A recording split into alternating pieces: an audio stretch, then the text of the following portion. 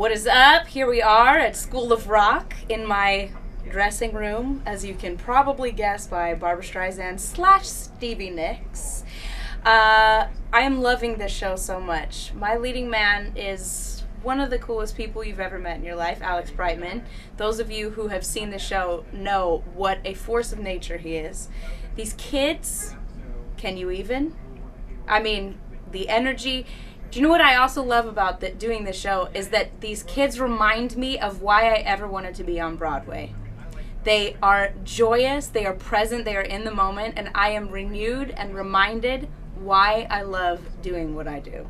I love so much playing Principal Rosalie Mullins, keeping everybody in line. It's not something that usually Sierra does, keeping everyone in line. Usually I'm more of the Dewey Finn type, but my sister Summer Boggess, who many of you know is a cellist here on Broadway, was my inspiration for putting together this character, which is partly why I love her so much, the character, because she's much like my sister. And I love doing the research part of this to sort of put together who she is.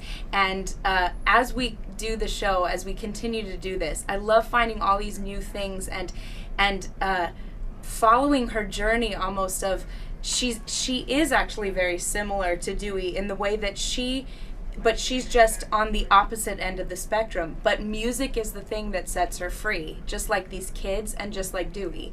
So they're all sort of on their own hero's journey. And I love so much discovering that for her every night and just being a witness to this character that is so very different than me, and then finding all the things within me that are very much like her.